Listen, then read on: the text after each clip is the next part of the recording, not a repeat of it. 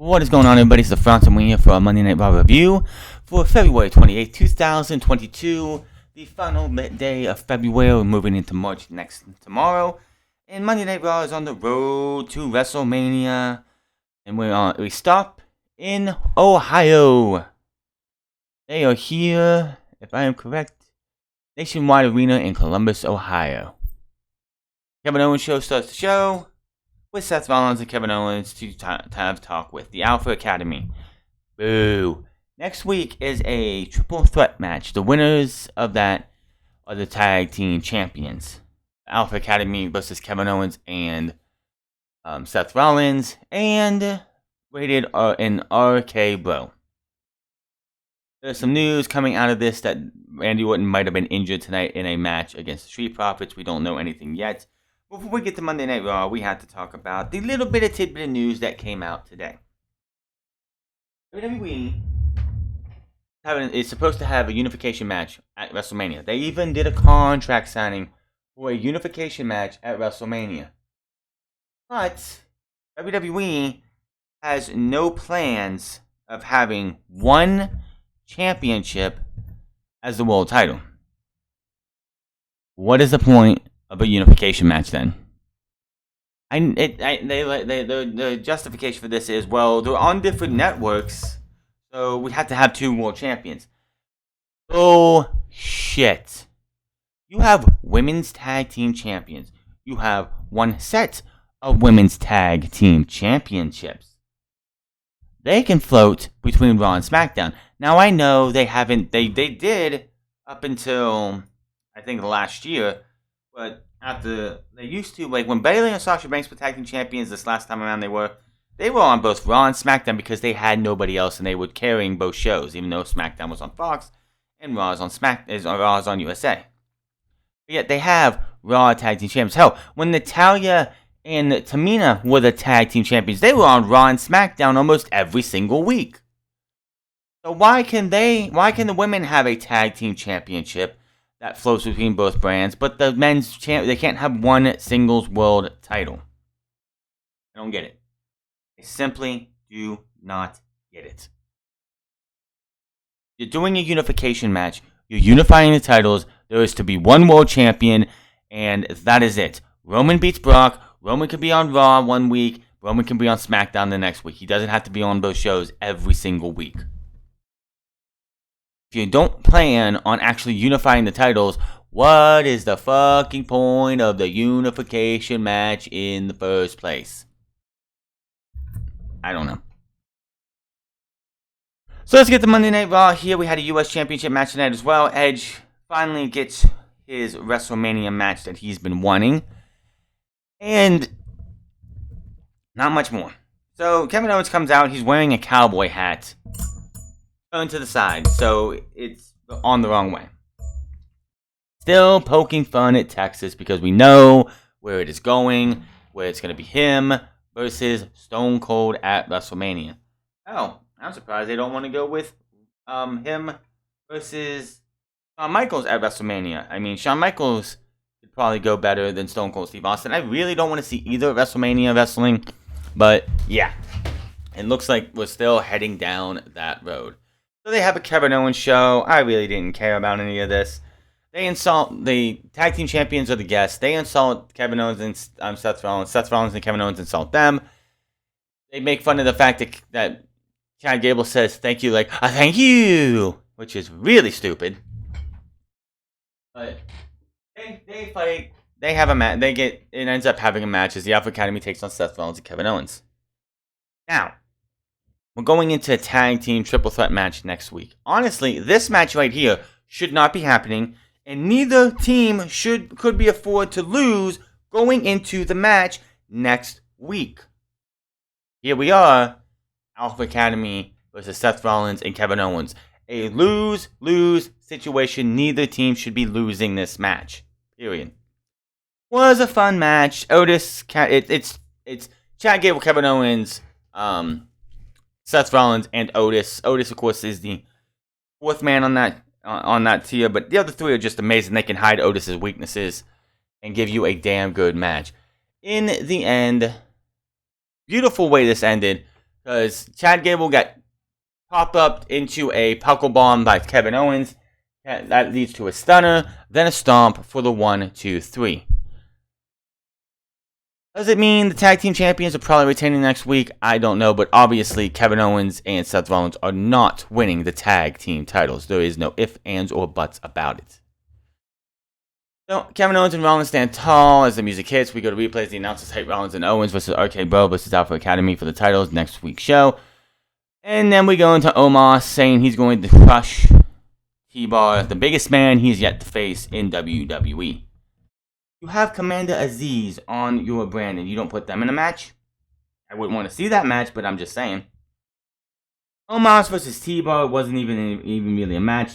TBar tries to get up on the apron. He gets knocked off. Omos beats him up, gets him in the ring. After a few minutes of breather for TBar, TBar gets absolutely destroyed, and that was that. I feel real bad for Chris Dijak, Dominic Dijakovic, TBar. The dude was putting on bangers with Keith Lee in NXT. Just getting used to his full potential in NXT. Comes up here as the shitty Retribution character TBar. Keeps the name even after Retribution and everybody else but Mustafa Ali and him were fired by Vince McMahon in WWE and Nick Khan. Still is TBar. And absolutely just... I'm really surprised he wasn't on the chopping block last year. All those times they made cuts. Honestly, I forgot he was on Raw after they until this match tonight. I didn't even realize he was there. I don't know what the big plans are for Omos. Apparently, there was supposed to be big plans for AJ Styles and Omos at WrestleMania. AJ Styles got his big plans solidified tonight. I don't know what the hell they're doing with Omos, and honestly, I really don't care. If they have the Andre the Giant Memorial Battle Royal, I absolutely believe he's probably going to be the one to win it. They're not going to have him be the guy who wins a Battle Royal for pizza at Survivor Series, I think it was, and not go into WrestleMania and not win the Andre the Giant Memorial Battle Royal if they have it this year. Nothing's been said yet, but it wouldn't surprise me. And if that's WWE's big plans for Omos at WrestleMania, yeah, AJ Styles got the better end of the deal. Just saying. And we all knew he would. So, Raw Women's Champion Becky Lynch, Piper Niven, and Nikki Trash versus Bianca Belair, Liv Morgan, and Rhea Ripley. Match just was meh. Now, the biggest takeaway from this match is that Bianca Belair versus Becky Lynch is going to have a stipulation with it. Bianca Belair is not going to be allowed to use her hair to whip Becky Lynch. Why would you say that? Well, for the longest time, Bianca Belair, it's been one of those things that she would pull out every once in a while, the hair whip, in a big match. Like she did at WrestleMania last year against Sasha Banks. You saw the cut, the scar, the scarring on her leg, on the whip mark on her ribs when she was after the match was over. Now, we don't see the whip that much because it's supposed to be special. So Becky grabs Bianca's hair towards the end of this match. Bianca's had enough of this. Gives her one big smack across the stomach, and that shit sounded like it fucking hurt. Smacks her once, smacks her again, and just keeps on whipping her on the arms, on the back of the legs, on the back, until Becky finally powders from the ring and gets the fuck out of there. And I see people online complaining because Becky didn't sell it enough because Sasha Banks took one last year at WrestleMania and she was down for it. But here, Becky, it kind of weakens it. I mean, it does take away the specialness of it because if you have Bianca just start whipping the hell out of Becky and Becky doesn't seem to... Yeah, she runs because, yes, it fucking hurts. Obviously, that's not Bianca Belair's real hair that fucking long. No one can convince me otherwise that Bianca has that long of actual hair. Has it all tied up and made into a fucking make it so it's able to be used as a lethal weapon. But yeah, this is all going to lead to Becky Lynch is going to complain to Sonya Deville and Adam Pearce, which I'm correct, we did not see on this show tonight. But she's going to complain to them or upper management, and they're going to make a stipulation for this match. If Bianca Belair uses her hair as a weapon, she'll be disqualified, and Becky will retain her title. That's going to be what they're going to do for this match. Again, it's not going to get me to care about this match whatsoever at WrestleMania. So Becky leaves her team high and dry. Nikki tries to get the win. That doesn't work out for her. Belair gives her a nice big old punch, hits her with the KOD, 1, 2, 3, and the baby faces win. And you know what? I'm surprised we didn't have Viv and Rhea said, you know what? Let's team up and go for the tag team championships, because we know they randomly put together Sasha Banks and Naomi for a tag team title opportunity, to be tag team champions. Why not make it a triple threat? Hell, why don't we bring two legends back like we did the last time they defended the title? We had the tag team titles defended the first time at WrestleMania, and make it a fatal 4-way so you can have as many women as you want on the show. Oh boy. Let's talk about what's next. So we see what happened with Robert Roode helping Dolph Ziggler to beat Tommaso Ciampa on NXT last week and earn a number 1 contender shot against Braun Breaker at Stand and Deliver, most likely. And that next week, tomorrow, they will have a tag team match between Ciampa and Breaker versus Dolph and Roode. So Robert Roode is going to have a match against Tommaso Ciampa. Roode comes out. Everything seems normal, and then Tommaso Ciampa comes out, and they changed his music. Took away his iconic "No One Will Survive" theme, and gave him some shitty, generic, run-of-the-mill, create a wrestler music. Does Vince McMahon not understand that music is part of the package? When that glass shatters, and Stone Cold Steve Austin is not even out in front of the crowd yet. As soon as that glass shatters and the first riffs of his song starts playing, the crowd goes wild because they're like, oh shit, Stone Cold's here, now hell's gonna break loose. When The Rock, If You Smell, starts playing, people go crazy because it's The Rock. He's gonna roast somebody, beat somebody, and hit a people's elbow for the hell of it. When John Cena's music starts playing now, especially with how his career went. Look at Money in the Bank last year. When the show was going off the air and John Cena's music hit. Listen to the crowd because they know that iconic music of John Cena is coming in, and they knew it was going to be Cena versus Roman at SummerSlam. The match and the build might have been dog shit, but the return of John Cena in that moment was huge. You could see the crowd and the reaction. Having everybody have their music. What are you gonna do with Natalya? Natalya's been using a remix of the Heart Foundation's music for 10 years. Everyone knows if that music hits, somebody from the Hart family is coming down that aisle. Natalya has overstayed her welcome as a talent, but say she goes away, say she retires at the end of 2022, and we see her, she doesn't come back around for and doesn't okay. Maybe she retires after WrestleMania in 2022. We don't see her again until the Royal Rumble, and her music hits for the Royal Rumble. People, not everybody, there are going to be people there who are going to cheer and go crazy because they know that's Natalya's theme. No One Will Survive was a great theme. Damian Priest's old theme was a great theme. Ricochet's theme was a great thing. Liv Morgan's wasn't the best, but it was a theme that was Liv Morgan's. What would he do with The Undertaker in 2022 if The Undertaker wasn't an icon, and if you got rid of his music, you would kill half the gimmick? What would he do? Change The Undertaker to some generic, heavy, rock music. It would kill the mystique of The Undertaker.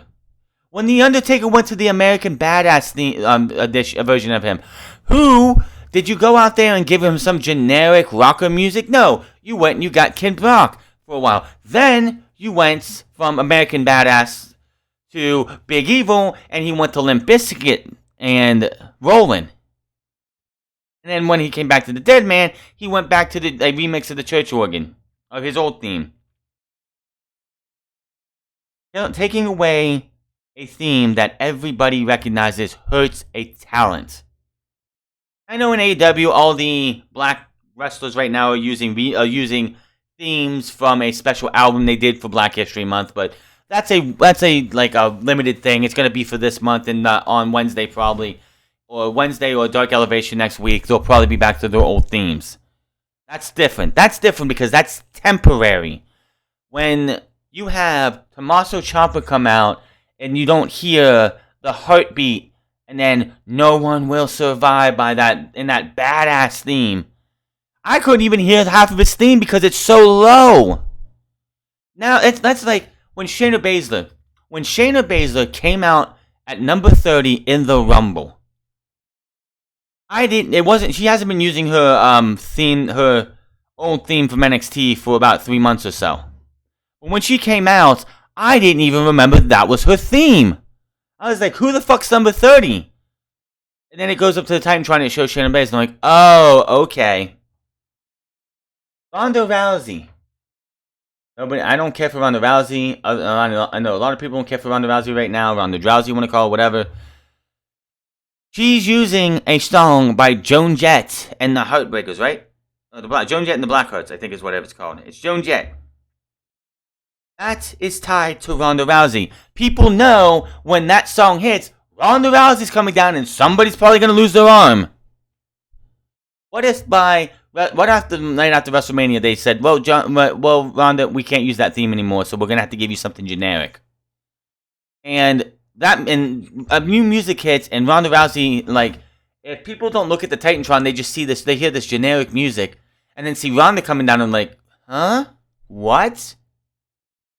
It's parts of the package, especially if you have somebody who, Tommaso Ciampa is supposed to be this, like, and this is something else that pissed me off about this match. You have Robert Roode, who's been wrestling for over 15 years, and then they have Tommaso Ciampa in here, and they're treating the guy and talking about the guy as if he's some rookie who hasn't been in the wrestling business for over a decade, maybe even 2 decades.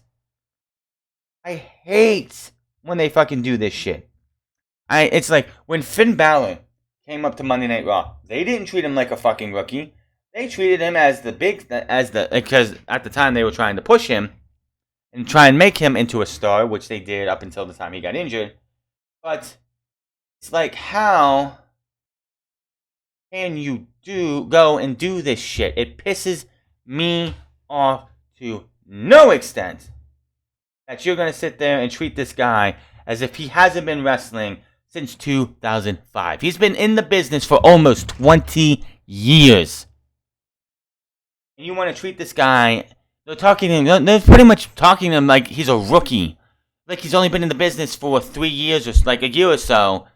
And it's like talking about how Robert Roode's a veteran. Tommaso Ciampa's a veteran. Yes, he hasn't been in the wrestling business as long as Robert Roode. Robert Roode's been in the wrestling business since probably either 1999 or 2000.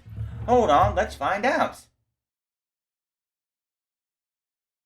Let's find out how long Robert Roode's been in wrestling. Robert Roode started wrestling in 1998. Yes, he's been wrestling for almost 30 years. Yes, he's got a little bit more time on the wrestling business than Tommaso Ciampa.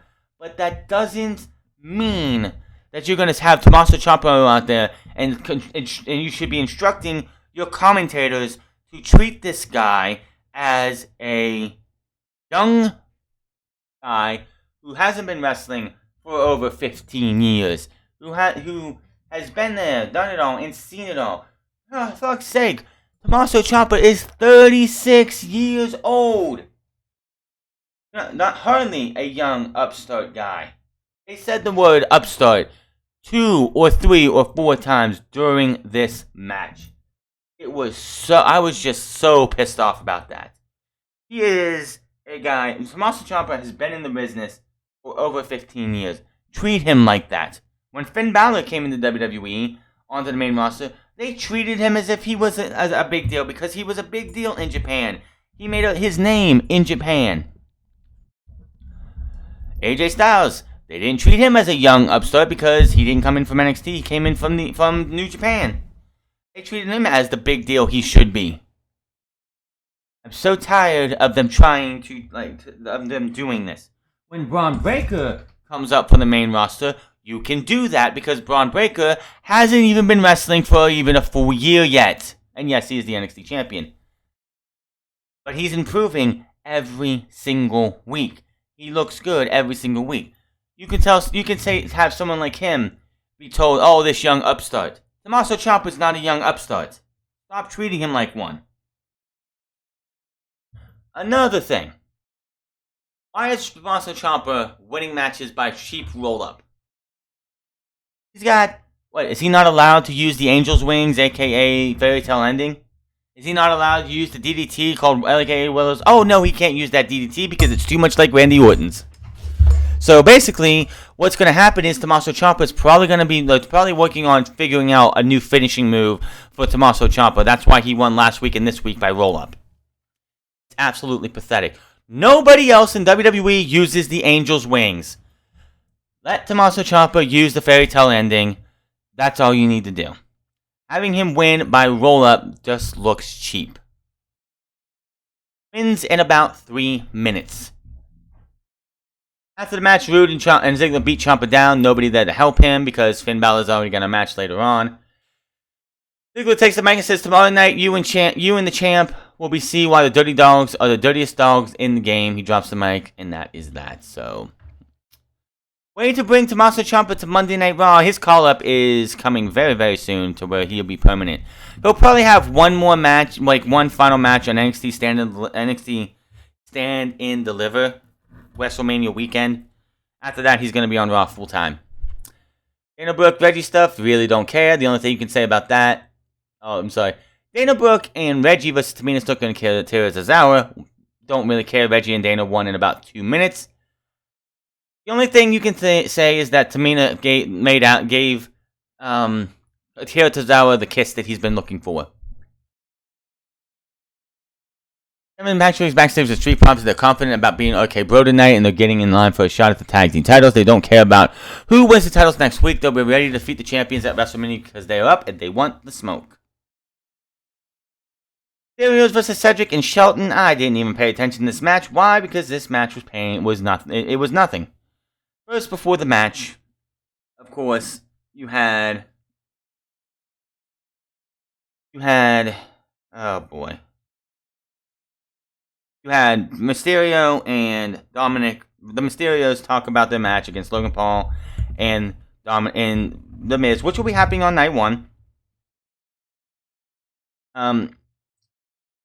So it has been made official that Sasha Banks and Naomi will be taking on Carmella and Zelina Vega for the tag team titles at WrestleMania. Good for them. Hall of Famer Edge will take on his opponent that he will be named later tonight. That's on night 2. Night 1 is the Logan Paul Miz match, so you don't have to be suffering through it. But on night 2, it's probably gonna be like a middle of the card match. Who gives a shit? Yeah. But they're shocked and everything, and they have Barb's back with Miz, who comes out here. So you have the Hurt Business, which I don't know why they're allowed to be called the Hurt Business, because the Hurt Business was MVP's thing. It was MVP's idea. They have the match. I really didn't pay attention to it. I really didn't care. Miz interferes from ringside. Miz quickly runs away the crowd while he gets chased away. Shelton takes advantage of the distraction and rolls up Dominic for the win. Just like the Alpha Academy, who are 1 week away from defending their tag team titles, you have the Miz costing his opponents at WrestleMania their match against the Hurt Business. The Hurt Business, who have been jobbing to just about everybody. This one makes a little sense because Miz is getting in the head of Mysterio, and maybe by the time this is over with, we'll have that feud between the Mysterios that we've been asking for. Okay, bro, versus the Street Profits. This match, I think Randy Orton got injured at the end of this match. This match had such a weird finish to it, it didn't even make any sense. So you had the match, really good match. All 4 guys are stellar in the ring. I fear the day that Montez Ford and Angel Dawkins are broken up, because WWE are going to do that. They love to break up tag teams. Okay, bro is breaking up unless the injury for Randy Orton is a shoulder injury, which will fuck everything up. And would just... Any plans they had for RK Bro going into WrestleMania is out the window. If that is the case, we don't know yet. But...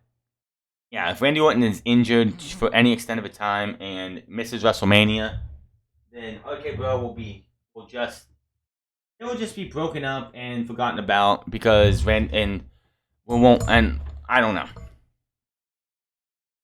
So we get the match. So like I said, Zelina Vega and Carmella will take on the tag team. Will have their tag team title match at WrestleMania. If you want to, you can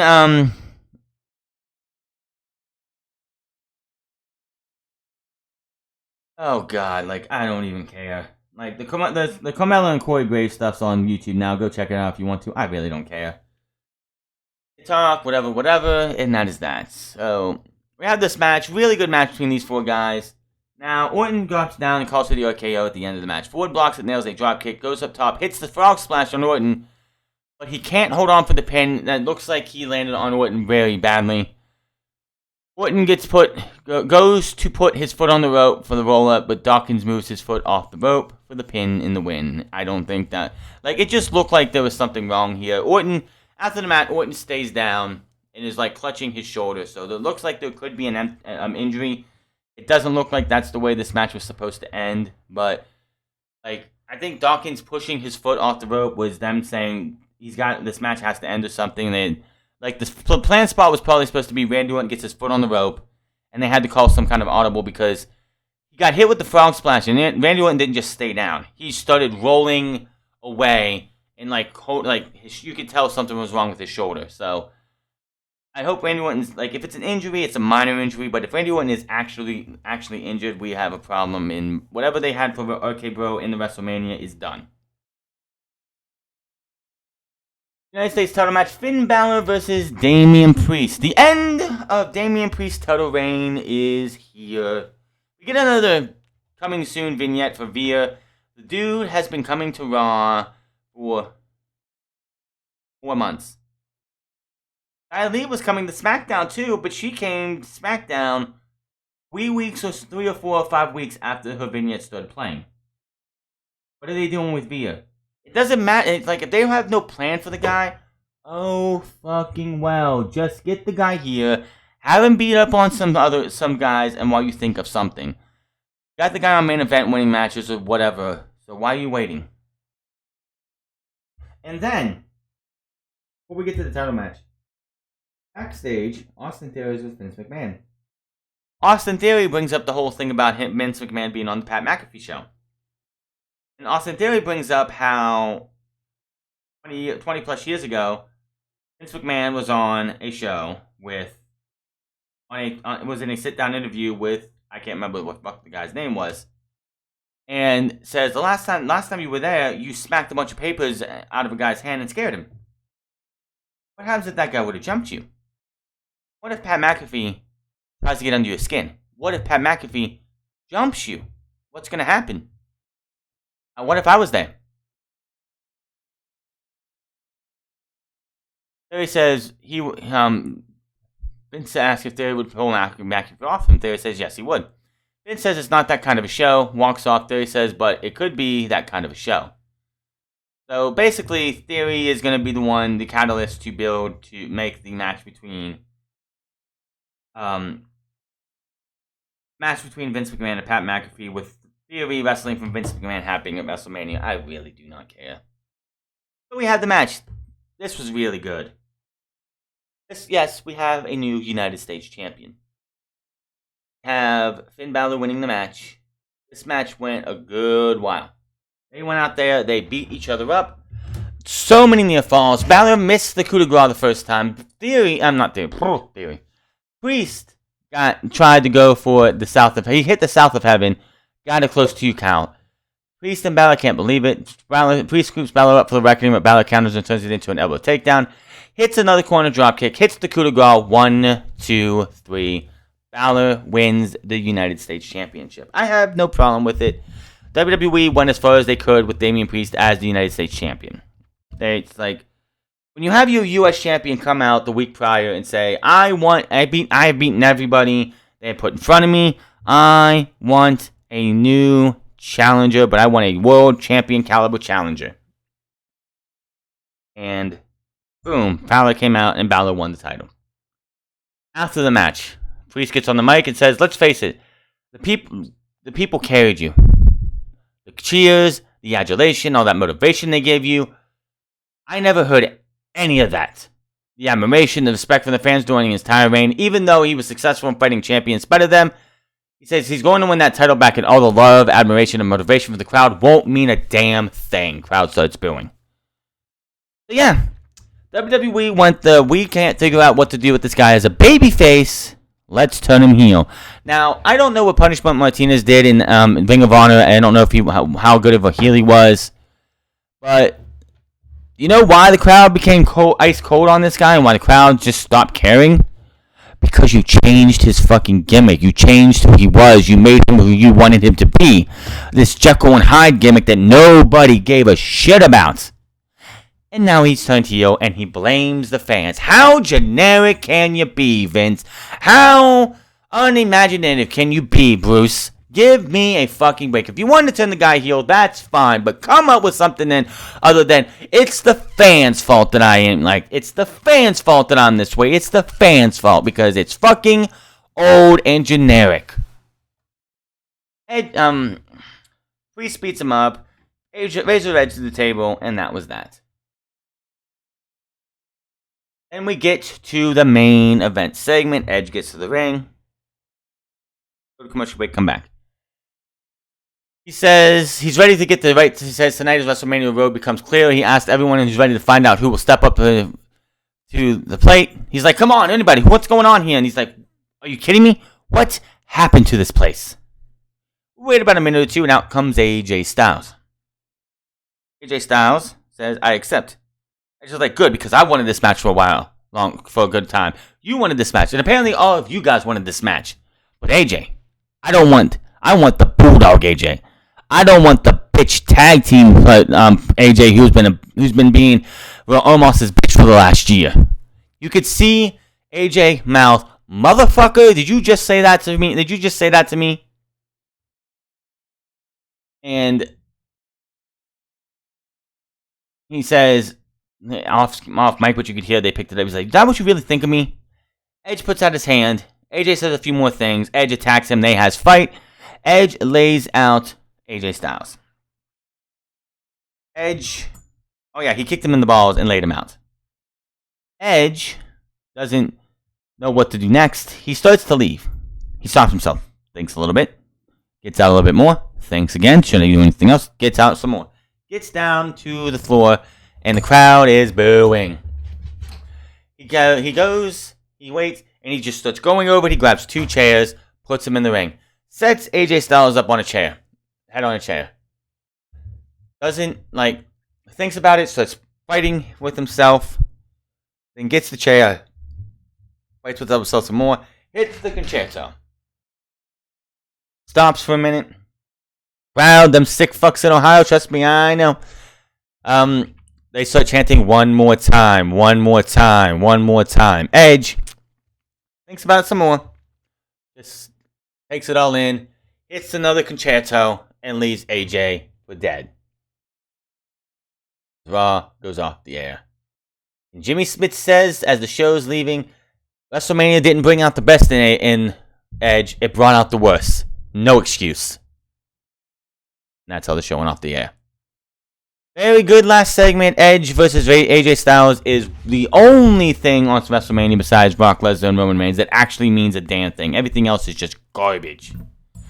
I mean, like Naomi and Sasha Banks versus the tag champs. Who cares? The tag team titles have been irrelevant for a fucking year. From the day they were started. You introduced them on a moment of bliss in low fanfare at all. You gave them the Bayley and Sasha Banks until WrestleMania. They lost them to the Moronics, who held them and were never on TV for months, and then they just became more irrelevant as they went on. There's no one else. There's no other tag team. There is not enough women to have a singles and tag team division. Merge the divisions. Merge the brands. The brands, there's not, if you want a brand split, you need more talent. You fired half your rosters and you expect us to give a shit now? Fuck off. Fuck the hell off. That's your Monday Night Raw review. Yes, I gotta put Finn Balor on here as U.S. champion, but this is his first U.S. championship, and there's no one has pictures of him holding the U.S. title like that yet, so that'll be fixed next week. We're on the road to WrestleMania, and the road to WrestleMania looks like when we're gonna look back at it, we're gonna be in that car, we're gonna turn around, and we're gonna see just destruction and just damage and just waste everywhere. As WrestleMania, and this is not going to be one of those WrestleManias where it's like the build was shit, but the WrestleMania was decent to not to pretty good. This WrestleMania is going to be an absolute disaster with Stone Cold coming back, Johnny Knoxville, Logan Paul, Vince McMahon, all slated to be on the card, and Pat McAfee, is going up. Pat McAfee versus Austin Theory, if it actually happens, sounds like a pretty good show, like a pretty decent match. We'll have to wait and see. There's your Monday Night Raw review. Hit that subscribe button, comment down below, like or dislike this video. Find me on Minds of the Frowns Club. Find me on twitch.tv/thefrownsclub. And find me on Instagram at the Frowns Club. And I will see you guys on Wednesday for a good 2 hours of wrestling with a big announcement teased by Tony Khan. And I will be here for it. Until then, my name is the Frowns, and I'll see you guys later.